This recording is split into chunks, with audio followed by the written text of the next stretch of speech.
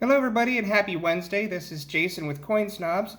Just thought I would do a kind of a quicker video here for you guys talking about some errors that me and Keith have found both in coin roll hunting and also through, purchasing from auctions and things like that.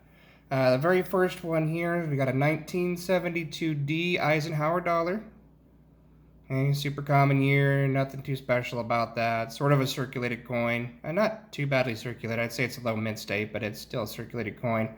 But over here to the right, kind of about the 230, we have a clipped planchet. And that's considered a curved clipped planchet. Basically what happens is when these coins are made, before they're struck or the ends are roughed up or anything like that, they're actually in big sheets, big planchet sheets. And there's a machine that they feed this big sheet into that will punch out individual planchets. It becomes a planchet when it's struck out. It's just a disc before it's actually struck. And what happens is if the sheet doesn't advance fully, when the machine comes down, it'll leave a little bit of the next area there, and it'll cause an elliptical clip like that. But the cool part about this one is that it also has a cracked planchet. If you look right above it right here, there's actually a crack that goes through the metal all the way from here to here. Okay, opposite side, same concept. Okay, so that's a clipped planchet. They're a little bit more rare on the larger diameter coins, just because, naturally with them being a big coin, if there's some kind of an error, it's easier to see. So if people have them, they hold on to them. Okay, so that's the first one. Next one we have here, this one was coin roll hunting. 1972D Kennedy half dollar.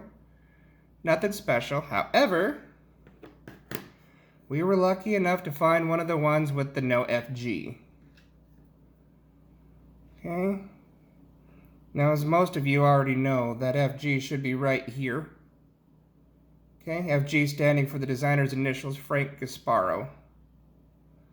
And this is actually a designation FS 50-1972D-901, or more commonly just known as a 901 in the Cherry Picker's Guide. If you guys follow the Cherry Picker's Guide, if you don't, you definitely should. It's pretty complete. Not a bad looking coin. Basically what happened is at some point there was some sort of a problem with the die, whether it be a clash. I think the story is that the die was actually clashed. And that clash is where the coin ejects and it fails to feed a blank planchet in between both of the dies before it strikes another coin, and that allows the dies, the obverse and the reverse dies, to hit each other, causing a clash. Sort of leaves like an infused imprint on the little bit of the reverse die is showing on the obverse and vice versa. So what they'll do is the mint employee will actually polish out that clash so they can continue to use the die. And a lot of times in doing that, they will lose some of the detail, which you can kind of see there's a loss of detail in the tail feathers here. Loss of detail in the errors. It's not just from circulation, that's definitely from striking some of the stars down here. And then of course the designer's initials. There's that one. Another 1972D. This one shows a little bit more wear. Okay. This one's a little bit stranger. This one I have to actually get checked out. I'm probably going to send this one to Wexler, because it does show a little bit of the designer's initials here. Okay, but there's also, and it's not just staining on the actual coin itself, but it looks like there's a little bit of striations right here. I don't know if this would qualify. There's still a little bit there. To get the designation of no FG, you have to have absolutely no designer's initials there. But still interesting coin. Another one of the coins that we found coin roll hunting. A little bit more wear on this guy. A little bit of a worse strike. All in all, decent looking coin. Okay, and then the very next one that we have here is a 1974D. This one I was super excited about. This was another bucket list coin for me. This one is the 1974D Double Die Inverse. This is another Cherry Picker's Guide designation on FS-50-1974D-101. Most people, of course, just call it the 101, but this one's really cool because it has really obvious doubling. You can see separation in the serifs right here in the R. You can see it down here in the U. Overall, it's just a really, really cool error coin. Not too bad a condition, I would say. Well, it's pretty well circulated. It's probably going to go extra fine. But either way, it's got that error on it. I love Kennedy error coins. Really, really good separations there in the U. It's really well defined. Okay, another cool coin there. And the next one we actually got from a live roll hunt from JB Coins Inc. If you haven't checked them out yet, you should check them out. The coin roll hunt, $50 every Wednesday, Saturday, and Sunday at 4 o'clock Eastern time. This coin is really cool. I'm not sure the value on this coin. This is another one I'm going to have checked out by Wexler's Double Dies. But this coin is neat because it's such a dramatic mechanical error. As you can see from looking over here at the left side, there's not a whole lot of rim. To the right side, there's a lot of rim.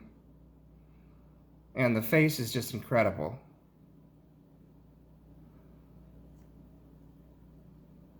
The P for Philadelphia almost looks like an R. It's just a crazy, crazy looking error.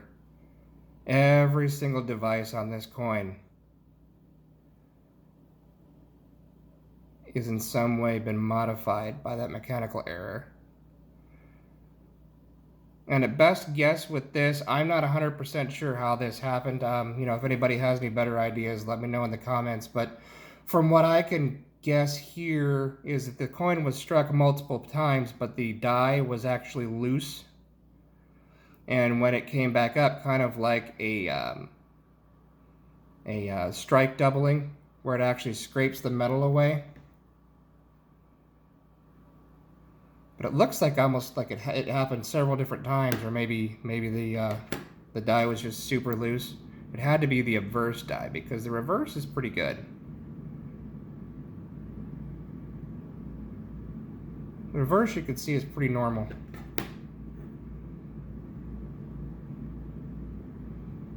But I mean, either way, even if it's not worth a whole lot of money, I mean, it's just fun, and it was fun to watch Jay find it live on the stream. Super cool coin. And then the next part of this is actually going to be an announcement. Alright, time for the juicy parts. This is the announcement for our 100 subscriber giveaway. Currently, as I am recording this, we're sitting at 43 subscribers. Once we hit 100 subscribers, we're going to do a 1975 uncirculated coin mint set as our giveaway. You guys probably remember this from one of our earlier videos. This is both of these Eisenhower dollars are the Type 1s with the fancy tail S at the end of states. Really cool coins. Yeah, I think you can only find these in 1975 mint sets.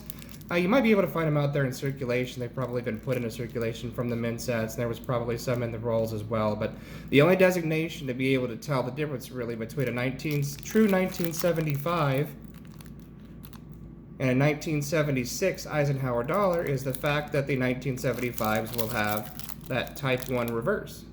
Otherwise, everything dated in those 2 years was 1976. The way we're going to work it is once we hit 100 subscribers, I'm going to have an actual announcement video. On there, all you have to do is make sure that you subscribe or are already a subscriber. Leave a comment, and then I'm going to use a random picker to pick one of the comments. I'll make sure that you guys are a subscriber. And then once we figure out who is the lucky winner, all I need is your mailing address, which I'll have an email address that you guys can use actually on the channel. And that's pretty much it. Super easy. If you guys have any questions, comments, any ideas for upcoming videos, let me know. Shoot it in the comments. You can shoot me an email. Until then, please like, please subscribe, and I will see you guys soon. You guys have a great night.